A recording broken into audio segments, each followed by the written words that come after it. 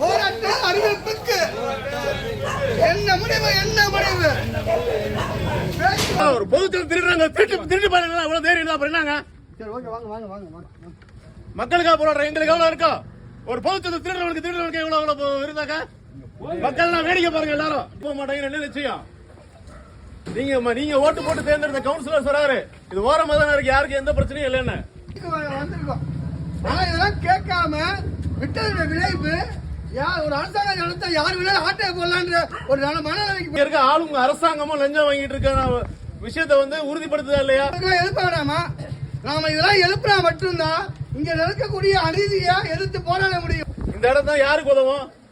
இந்த ஏரியாவுக்கு ஒரு நலத்திட்டம் வைக்கணும், ஒரு படிப்பு கட்டணும் அப்படின்னா இடம் இல்லைங்கிறாங்க. இந்த மக்களுக்கு ஒரு உடற்பயிற்சி கூட செய்யணும் அப்படின்னாக்க இடம் இல்லைங்கிறாங்க. அப்ப இந்த இடம்லாம் யாரோட இடம்? அப்படி இருக்கக்கூடிய மக்களுடைய ஒவ்வொரு குரலாக டிஒய்எஃப்ஐ இந்த இடத்தை மீட்டு கொடுத்திருக்கிறோம். இந்த இடம் தொடர்ச்சியாக மீண்டு மக்கள் பயன்பாட்டில் வருவதற்கு பெரும் போராட்டத்தை இந்திய ஜனநாயக வாலிபர் சங்கம் எடுக்கும். அந்த போராட்டத்திற்கு உங்களுடைய ஆதரவுகளை கொடுக்கணும்னு சொல்லி இந்த இடம் இனிமேல் தனிநபர் ஆக்கிரமிப்பு இல்லை என்றதை ஊர்ஜிதமாக சொல்லிக்கொள்ள விரும்புகிறோம்.